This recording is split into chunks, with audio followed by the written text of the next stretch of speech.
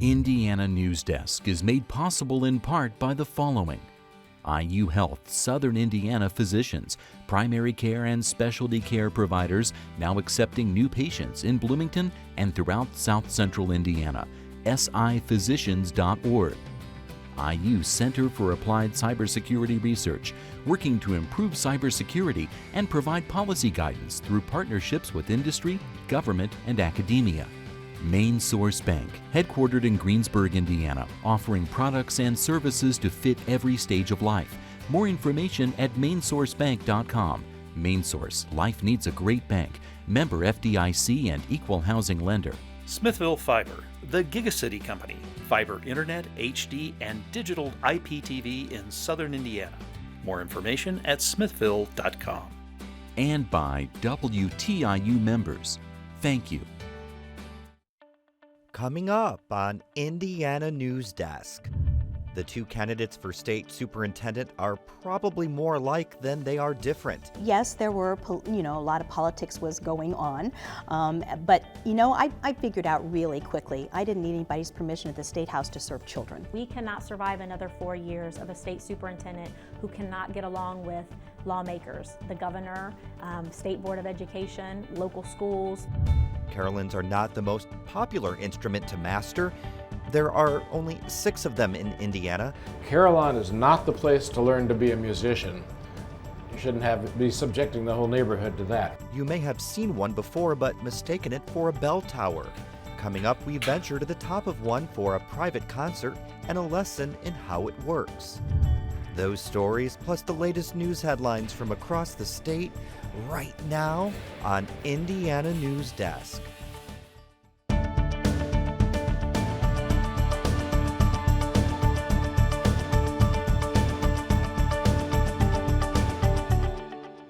Welcome to Indiana News Desk. I'm Joe Wren. The Superintendent of Public Instruction heads the Department of Education and serves as chair of the State Board of Education. Reporter Claire McInerney joins us to talk about the race and the two candidates vying for the position. Thanks, Joe. Yes, this year the race is between two educators. Democrat Glenda Ritz is the current state superintendent, and she is running against Republican Jennifer McCormick, the superintendent of Yorktown Community Schools. Both candidates are huge advocates for public K-12 education. They agree on many of the same policy issues. My colleague Eric Weddle talked with McCormick, who says she got into the race because of her frustrations with how Ritz is currently managing the Department of Education and working with others on education policy. Weddle also talked with her about one of the major policy issues these two candidates agree on. And what would you say, I guess, what is your pitch to the voters of Indiana? I mean, why would they want to pick you over the current superintendent? What would you bring, or what do you think makes you two very different? Yeah, I think the biggest thing is experience with leadership. I have proven experience in the classroom as a principal and a superintendent, and it just matters in that position. The other issue is the partnerships. We cannot survive another 4 years of a state superintendent who cannot get along with lawmakers, the governor, State Board of Education, local schools, the for-profits, the non-for-profits, you name it. We have to have partners, and we have to be professional in that relationship. So the leadership and the partnerships, that to me is critical in this position, and then someone who is committed to providing resources and tools that we need. We cannot survive without the assistance of the department. And on the issue of school choice, is that something that you see should be expanded, or do you think right now Indiana has hit a kind of point where it should wait and see how school choice works in terms of the finances and the academics? Yeah, and I've been open from the beginning that I think there is power in parents deciding where their child goes to school. So for me, my child went to Yorktown. It was a great fit, but if it wasn't, I would have sought another solution. I am a firm believer that that's important for the success of students and for the success of families. My concern is when that money pulls away from K-12, that's where we all get a little nervous. So why not appropriate that separately? I know the state superintendent isn't the sole person who makes that decision whether to expand or to halt that program or to maintain it as is. I understand that our current state superintendent could not do that either. But for our lawmakers, hopefully reviewing those programs, did they accomplish what we wanted to accomplish? Are the results there that support that funding of the programs? But I would say that's true of any program that is, involving K-12 dollars. So but I would like to see that appropriated separately, just because I know how much of a struggle many of our K-12 schools are having. And so any funds that pull away from that, it causes more struggle for some of our schools. And I would give the same answer for the voucher program. And besides the voucher program, both of these candidates support state-funded pre-K. They just want it rolled out in different ways. And they agree that the high stakes around testing and teacher evaluations should change. McCormick talks about Ritz not getting along with others, and that's something I asked Ritz about. There have been very public disagreements between Superintendent Ritz and the legislature, the governor, and the State Board of Education. She sued the board over what she called improper meeting procedures and sparred with legislators when they attempted to pass a law changing the state superintendent's role.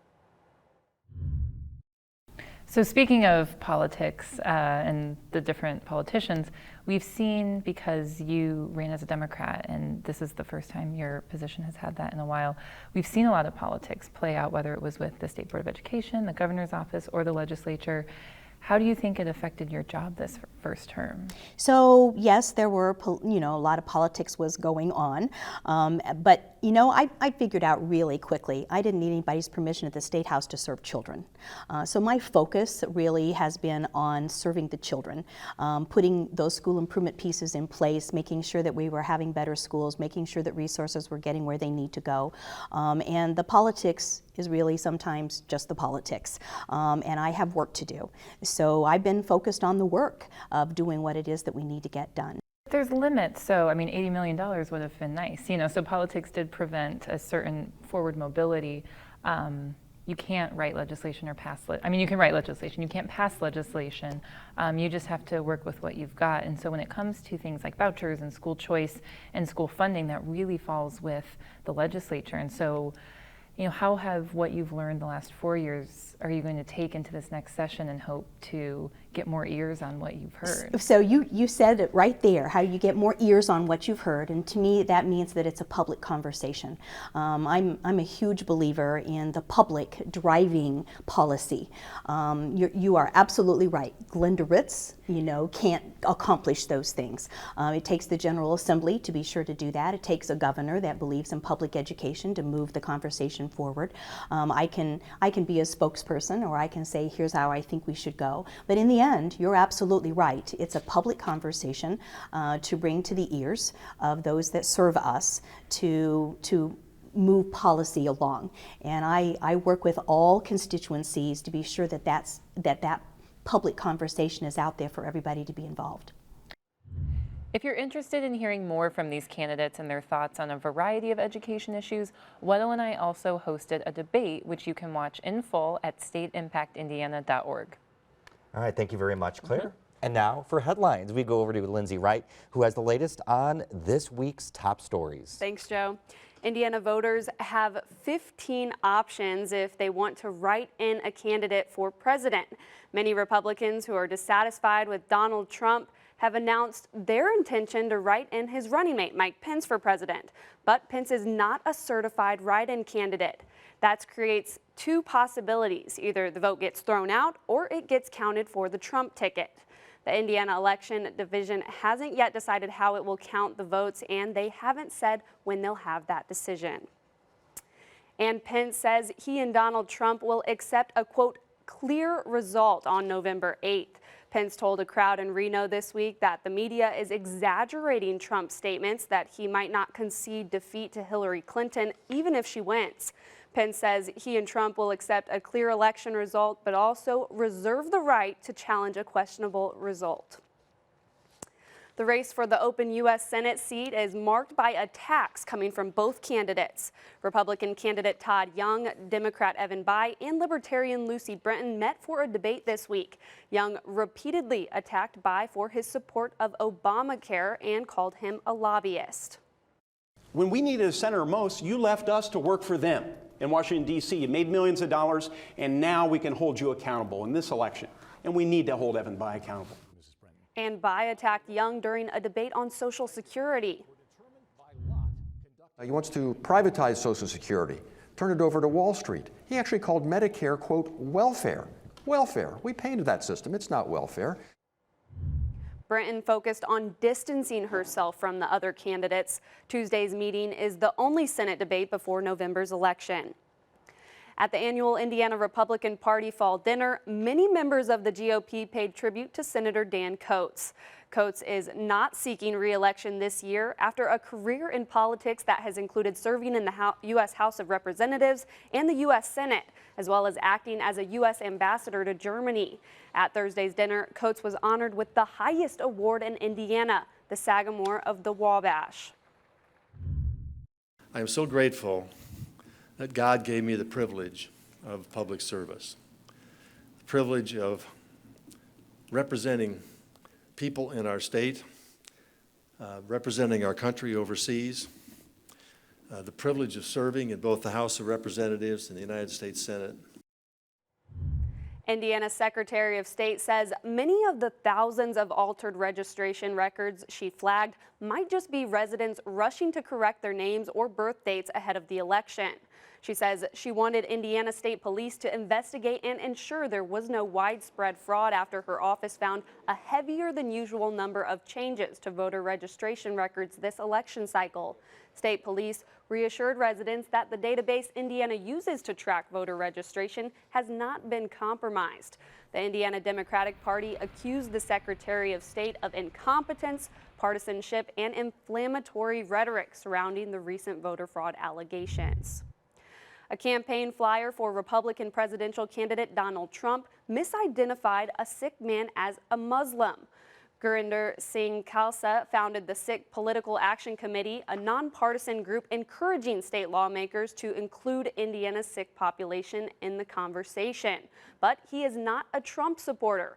Khalsa says Sikhs and Muslims are two completely different religions and that it's very ignorant to confuse them. State disclosure reports showed that the Republican Governors Association has kicked in $1.75 million for GOP gubernatorial candidate Eric Holcomb this month. Democratic candidate John Gregg's campaign said it raised $4.5 million since June and ended September with $4.8 million in cash. That compares to the $2.8 million Holcomb had on September 30th. Gregg has been aided with a total of $1.3 million from the Democratic Governors Group, while Holcomb has received $5 million from the GOP governors. A study committee in the State House is recommending the General Assembly create a bipartisan commission to draw Indiana's legislative district maps. The commission would draw legislative maps after the census, and the General Assembly would still have to approve those maps. That it's good to get a recommendation from a legislative study committee, but once you start the legislative session, it's really a whole new ballgame. The study committee's recommendation was not unanimous. 3 members, all representing the Senate Republican caucus, voted no. They've expressed skepticism about the need for reform. The General Assembly will consider the proposed bill in its next session, which begins in January. A group of Indiana lawmakers is recommending an expansion of an addiction treatment program to certain misdemeanor offenders. The newly formed program, Recovery Works, is aimed at reducing recidivism by treating addiction as a disease, not a crime. A new bill expands Recovery Works to include people convicted of less serious crimes such as possession of drug paraphernalia. There's a prescription drug take-back event tomorrow across the country, and in Indiana, you can drop off unwanted, expired, or unused drugs at any state police post. The majority of prescription drug abusers report that they get their drugs from friends and family. In 2014, the most recent statistics from the Centers for Disease Control and Prevention shows 78 people overdose each day from prescription drugs, and 8 out of 10 new heroin users begin by abusing prescription painkillers. A community engagement center is preparing to open in downtown Indianapolis, and as J.D. Gray reports, what makes the facility different is that it embraces collaboration between the Criminal Justice Department and social services agencies. The Rubin Engagement Center will offer services to homeless people who are struggling with addiction or mental health issues. Healthcare workers will be on staff. The goal is to offer homeless people services that can keep them out of jail. City County Councilor Leroy Robinson says he has been discussing engagement centers such as this one for 3 decades. Mr. Mayor, a world-class city will be judged by those that we do the least for in our city. Those who are often marginalized, unseen, unheard, and misunderstood. Mayor Joe Hogsett's office is planning to host 10 town hall forums focused on the causes of poverty and crime and how Indianapolis residents can get involved. We aren't just constructing a new facility. Rather, we are embarked on the construction of a new model for the relationship between social services and criminal justice. The center is scheduled to open within the next 3 months. For Indiana News Desk, I'm JD Gray. The city earmarked $500,000 to operate the facility. It's estimated when it opens, it will save the city millions of dollars each year by serving people with chronic mental health and substance abuse issues. Bartholomew County may try an unusual tactic to ease tensions between large livestock farms and nearby residents. Annie Ropeek reports on why some county residents may see a new deduction on their property taxes. At a property tax appeals board hearing this week, the county assessor says not many Indiana counties have tried using the tax code to tackle the effects of concentrated animal feeding operations, or CAFOs. I think it's a little bit of a new territory that we've got to deal with. CAFOs are big livestock barns that house thousands of animals with ventilation fans and manure pits that can spread odor. After a hog CAFO moved into a rural neighborhood in Hope, Indiana, 6 neighbors appealed to Bartholomew County to have their property values and taxes lowered. The CAFO is legally placed, but the neighbors say it still affects their quality of life and will make their homes harder to sell. Some say the county's decision to consider a flat deduction for any neighbors within a certain distance of a CAFO is more than they had hoped for. It's a very pleasant surprise. We weren't expecting to be listened to. We had not been listened to in the past. For Indiana News Desk, I'm Annie Ropeek. The county plans to study the issue further in order to move forward on Banta and her neighbor's appeal and the possible new tax deduction by February. 14 Indiana schools will receive a total of $16 million to raise student achievement at their schools. Indiana Superintendent of Public Instruction, Glenda Ritz, awarded the grants to the schools which all have D or F grades in the state school rating system. So, Joe, those schools will receive the funds over the course of 5 years. Okay, thank you very much, Lindsay. And coming up next on Indiana News Desk. City officials in one Indiana town are going back to the drawing board after their plan to regulate Airbnbs was met with strong opposition. And we go high in a tower to visit a musician with a very special skill. These stories and more right here on Indiana News Desk. We are a nation of explorers. We seek new ways of living, of thinking, and of expressing ourselves. We take risks, we learn from experience, and we keep moving forward. That's why we encourage and celebrate the explorer in all of us.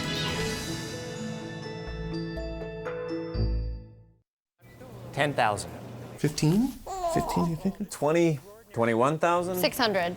20.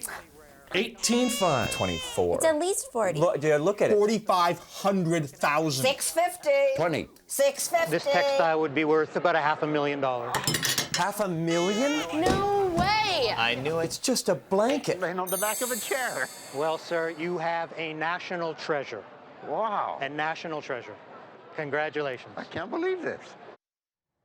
Welcome back to Indiana News Desk. The conversation surrounding proposed regulations on short-term rental properties in Bloomington is being put on the back burner. As Meredith Juliet reports, community members pushed back after seeing the draft proposal. Short-term rentals, like this one, are available for booking online on websites such as Airbnb and VRBO. They're a popular alternative to hotels. But the neighbors of Airbnbs and Craigslist rentals began complaining about noise and traffic. and it prompted the city to propose legislation that would regulate the short-term rentals. In a public forum, community members said the legislation was too strict, prompting city leaders to pull the proposal from a November agenda. We're taking it back. We're taking the suggestions that have been given to us, both at that forum and as well as through email, and looking to way to strengthen the legislation. Sims says no matter what, an inspection process of the rental property and a permit will have to be included in future proposals. And it's not something that we're looking to eliminate within our community, but to make sure that it's regulated properly and that it's a good experience not only for the host, but also for the person that they're hosting. For Indiana News Desk, I'm Meredith Juliet. City leaders say they'll likely propose new legislation next year. In the meantime, short-term rentals can continue business as usual. While walking through the Indiana University campus in Bloomington or Ball State University in Muncie, you may catch an outdoor performance without even knowing it. Look up. The Carillon is an outdoor, rare concert, but you can easily mistake it for a chiming bell tower. There are only 6 in Indiana, 2 of which are in Bloomington. Take a walk through Indiana University's Jacobs School of Music practice building any time of the day, and you'll hear this. Young musicians learning from some of the best professors in the world. On most days, music fills the campus, but sometimes you have to search for the source. The carillon is a rare instrument, and IU has 2 of them. IU's curator of organs and carillons, Patrick Fisher, says there's a lot of work to keep the carillons up to form since they're exposed to the weather. Any friction that's caused by corrosion or debris getting in those bearing points will have an adverse effect on the ability of the player being able to sensitively control the instrument.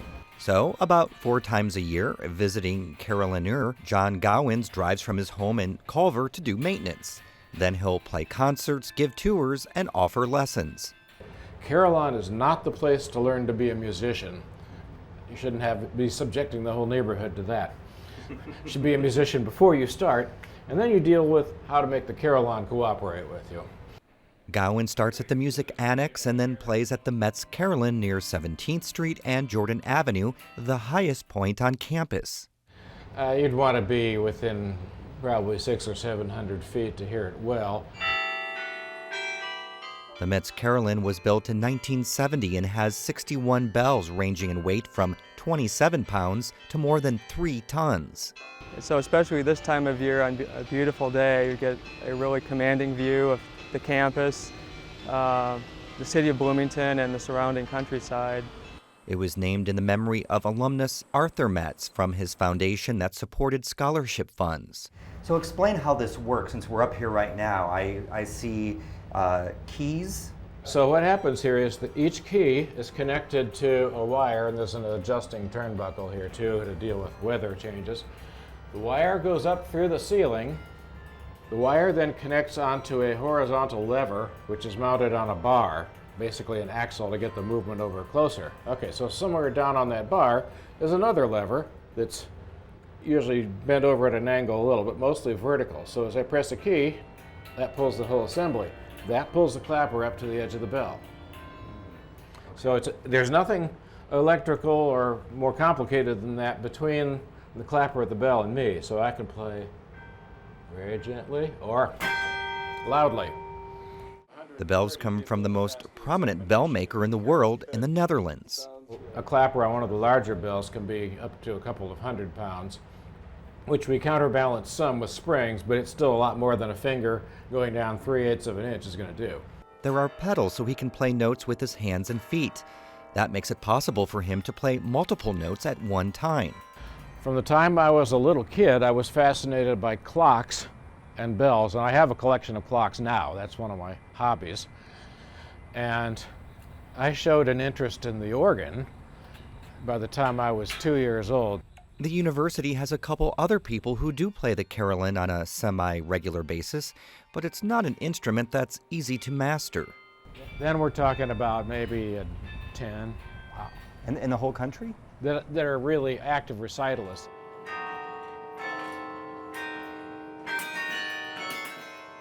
It's just a matter of kind of knowing a little something about mechanics and not being afraid of heights. Right. And an annual fundraiser at Prophetstown State Park is seeing a new twist this year. To celebrate the centennial of the state park system, the Trail of Scarecrows invites community members to sponsor and decorate a scarecrow. But this year, park staff also decorated scarecrows that represent some of the state parks. Guests are invited to guess which parks are represented for a chance to win prizes like a 2017 pass to the parks. The exhibit will be up until November 6th. And that's the end of this program, but our work continues online as we cover the news throughout the week at WTIUnews.org. We leave you tonight with more sounds from the Carillon. Have a great weekend.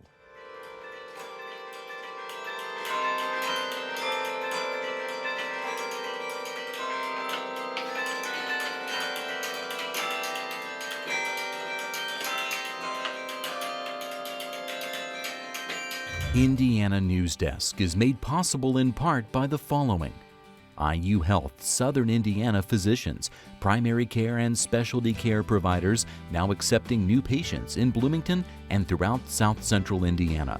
siphysicians.org. IU Center for Applied Cybersecurity Research, working to improve cybersecurity and provide policy guidance through partnerships with industry, government, and academia. Main Source Bank, headquartered in Greensburg, Indiana, offering products and services to fit every stage of life. More information at mainsourcebank.com. Main Source, life needs a great bank. Member FDIC and equal housing lender. Smithville Fiber, the Gigacity Company.